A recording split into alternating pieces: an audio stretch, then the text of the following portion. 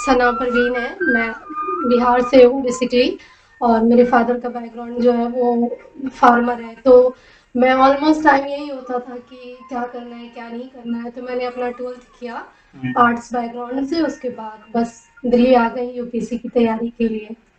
तो आपकी रणनीति क्या है? किस टाइप से आप पढ़ते हैं? मतलब आपने कोचिंग भी लिए हैं या कि सेल्फ स्टडी करते हैं? नहीं, मैंने कोचिंग नहीं ली है, मैंने सेल्फ स्टडी करी है। और मैंने ये एनसीईआरटी तो ग्रो किया है, जो भी पढ़ी है एनसीईआरटी पढ़ी है, ऑल्ड और न्यू। और उसके अलावा यूपीएससी की खुद की वेबसाइट पे उनकी नोटिफिकेशन आती रहती है, तो मैंने उनके नोटिफिकेशन के गो थ्रू ही मैं गई हूँ और मैंने वहीं से तैयारी करी है। तो मतलब डेली का रूटीन होता है, वीकली होता है या मंथली होता है आपका? नहीं, मेरी डेली की रूटीन होती है। फॉर अगर मॉर्निंग में उठी हूँ, मैंने पूरे दिन क्या किया है वो रात तक मैं अपने डायरी में नोट डाउन करती हूँ कि आज मेरा क्या क्या कंप्लीट हुआ है। छोटे छोटे मैंने टारगेट सेट कर रखे हैं, उस हिसाब से मैं गो थ्रू हो जाती हूँ अपने सिलेबस के हिसाब से। तो आपके अंदर से ऐसे कोई विचार कहाँ से आया कि आपको हम यूपीएससी में जाना है, यूपीएससी की मतलब तैयारी करना है? मतलब कहाँ से? क्योंकि आप गाँव से हैं इसलिए पूछ रहा हूँ, विलेज। हाँ, ये तो है। मैं स्टेट प्लेयर रह चुकी हूँ कबड्डी की। तो हमेशा ऐसा होता था कि वैसे लोगों से मिलना, डीएम वगैरह से मिलना या फिर एसडीएम से मिलना, तो हमेशा एक वो होता था कि आखिर इनकी तैयारी कैसे की जाती है, ये कैसे लगते हैं। तब से वो चीज़ें मेरे अंदर भी आई कि नहीं, मुझे भी करना है और मैं कर सकती हूँ। ये वाली मोटिवेशन और पापा का सपोर्ट बहुत ज़्यादा है इस चीज़ में। अच्छा, तो रोल मॉडल आपके कौन है? हाँ, यूपीएससी में आए तो कोई तो रोल मॉडल होगा आपका। मैं स्पेशली तो अपना रोल मॉडल मानती हूँ अक्षर जैन को, क्योंकि वो बहुत सच बोलते हैं और जो भी बोलते हैं बिल्कुल सही बोलते हैं कि आपको कैसे तैयारी करनी है, क्या चीज़ें कहाँ से करनी है। उनको ही वही मेरा रोल मॉडल है। तो ये भी आप जैसे अभी सेल्फ स्टडी कर रहे हैं तो कोचिंग बाद में लेंगे या कि नहीं से बिना कोचिंग के ही करेंगे? नहीं, सिर्फ ऑप्शनल की कोचिंग लेनी है, बाकी टेस्ट सीरीज लगानी है। ऑप्शनल क्या है आपके? हिस्ट्री ऑप्शनल है। अच्छा, ऑप्शनल ऑप्शनल लेना है। बस। अच्छा, कौन सा अटेम्प्ट कब देना है? और 2024 में मेरा फर्स्ट अटेम्प्ट होगा। अच्छा अच्छा, तो मतलब पहले से आप आके यहाँ अपना तैयारी कर रही हाँ। हैं। सही रणनीति है आपकी, मतलब पहले से आपने सोचा है। और मैं ये पूछना चाहता हूँ कि आपकी मंथली कितना खर्चा हो जाता है, मतलब क्या क्या दिक्कतें आती, परेशानी आती, ये आप स्टूडेंट को बताना चाहें तो? ये क्योंकि तो आपने जो किल किए हैं यहाँ पर देखे हैं आपने। ये तो आपकी लिमिटेशन पे होता है कि आप जिस हिसाब से घर वालों को बता दो कि मेरे मंथ में 10,000 खर्च हो रहे हैं, तो फिर आपको 10,000 में मैनेज करना होता है। वैसे तो हम जहाँ तक सोचते हैं, कोशिश करते हैं कि कम में ही मैनेज कर ले, कुछ कम भी हो तो चलेगा। तो इस मतलब कितना लगभग? कम 10 से से कम कितना, जैसे कोई स्टूडेंट सोचते होंगे, लड़की है लड़का जो भी सोचते होंगे कि जो गांव में रहते होंगे तो वो सोचते मुखर्जी नगर में आए और तैयारी करे तो वो किस कम से कम कितना बजट लेके आए कि उनका हो जाए? उस हिसाब से तो अगर मुखर्जी नगर में रह के तैयारी करनी है तो आपको मंथली तो 10 से 12,000 चाहिए ही चाहिए। क्योंकि स्पेशली मुखर्जी नगर का रूम भाड़ा जो है, रूम रेंट जो है स्पेशली, वो बहुत ज़्यादा है घर का। और इस हिसाब से आपको 10-12,000 तो चाहिए ही चाहिए। और आप अगर कोचिंग ले रहे हो तो कोचिंग की फ़ी अलग है, सेल्फ स्टडी आप कर रहे हो तो वो आप पे डिपेंड होता है कि एक दिन में आप सिलेबस के अकॉर्डिंग कितना कर सकते हो।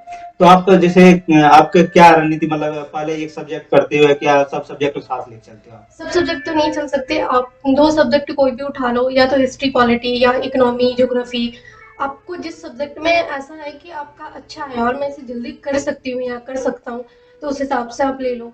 और जो सब्जेक्ट लग रहा है कि नहीं इसमें मुझे टाइम लग जाएगा और ज़्यादा टाइम लगेगा, तो उस हिसाब को आप पहले कर सकते हो या फिर हमें इस क्षेत्र में ये भी होता है, जैसे कोई बच्चे जो आते हैं तो पहले पहले तो पूरा जोश से भरा रहता है, फिर बाद में धीरे धीरे जोश उससे कम होने लगता है, तो आपका मतलब जैसे डिम्यूटेड हो जाता है, मतलब जो तो उसके लिए आप क्या करते हैं अलग से? मतलब कुछ नोवेल पढ़ते हैं या किसी को रोल मॉडल मानते हैं? क्या थॉट है आपके, मतलब ये होगा तो आप बता सकते आप इसके लिए स्पेशली अगर कभी डीमोटिवेशन आता है, आप एक तो आप कंटिन्यूअसली पढ़ते हो तब भी आपको डीमोटिवेशन आता ही आता है। और अगर आप कंटिन्यूअसली पढ़ रहे हो और एक दो दिन के अंदर आपको डीमोटिवेशन आ रहा है कि मेरा नहीं होगा, क्या होगा, नहीं होगा, तो आप ये कर सकते हो कि आपकी कुछ हॉबी होती है, सब व्यक्ति की कोई ना कोई हॉबी है, आप अपनी हॉबी को फॉलो कर सकते हो। या फिर अपने कोई ऐसे जानने वाले हैं जो आपको बहुत ज़्यादा सपोर्ट करते हैं, मम्मी पापा भाई बहन, कोई भी फ्रेंड, आप उनसे बातें करो, उनसे बताओ कि मुझे ऐसी ऐसी फीलिंग आ रही है, मैं डिमोटिवेट हो रहा हूँ, तो आपको अच्छा फील होगा फिर। तो आपके मोटिवेशन का क्या सोर्स है? मैं तो जब भी डिमोटिवेट होती हूँ तो मैं अपने पापा को फ़ोन लगाती हूँ और मैं पापा से ही बात करती हूँ कि मुझसे नहीं होगा या होगा। तो फिर पापा कहते हैं कि ऐसा नहीं है, सब कुछ होता है, सब कुछ आसान है, बस करना होना तो आपके चाहिए। पापा क्या मतलब जॉब करते हैं या नहीं कोई नहीं, भी? पापा मेरे फार्मर हैं। अच्छा, इसमें मतलब हार्ड वर्क करने का वहीं से आपका हाँ मिला है, क्योंकि परवरिश पता चलता है कि इंसान के कहाँ से परवरिश हुआ, उससे अनुसार से हार्ड वर्क करने का मतलब सारा सोर्स, आप मोटिवेशन का सोर्स आपके पापा है। पापा ही है। तो सही है, अच्छा है। और कुछ स्टूडेंट को आप बताना चाहे जो आपने अनुभव किए हैं, जो आप मतलब इस टाइप का अनुभव तो यही है जो कि दिक्कत आते होंगे? हाँ, जो भी बच्चे, अगर लोगों का ये भ्रम होता है स्पेशली कि दिल्ली जाकर ही तैयारी होगी, तो मेरी उनके लिए कहना है कि ज़रूरी नहीं है कि दिल्ली जाकर तैयारी हो। अगर आप घर में आपके पास ऐसे सोर्सेज अवेलेबल हैं जिससे कि आप कर सकते हो, और यूपीएससी की नोटिफिकेशन को फॉलो करें, आप सिलेबस को देखें बार बार, क्योंकि सिलेबस यूपीएससी में मोस्ट इंपॉर्टेंट सब्जेक्ट है। अगर सिलेबस याद नहीं हो तो आपको टॉपिक पता नहीं चलेगा कि मैं कौन सा टॉपिक पढ़ रहा हूँ।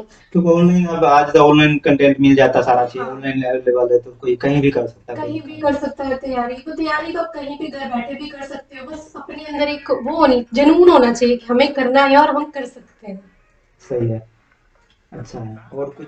और कुछ संदेश देना चाहे मोटिवेशन का, या कुछ भी आप बताना चाहें स्टूडेंट को जो आपने? बताना तो बस यही है कि जो भी इस फील्ड में आना चाहते हैं, वो जो सोच सकते हैं वही आ सकते हैं, और जो नहीं सोच सकते वो यहाँ तक आ नहीं सकते। तो आप आना चाहते हो, फेल्यूर हर किसी के साथ है। फर्स्ट अटेम्प्ट नहीं होगा, सेकंड अटेम्प्ट नहीं होगा, थर्ड अटेम्प्ट नहीं होगा, बट जब आपके अंदर ये चीज होगी कि मुझे करना है और मैं करूंगा, तो फिर आपको कोई नहीं रोकेगा आपके अलावा। कोई कोटेशन देना चाहें आप?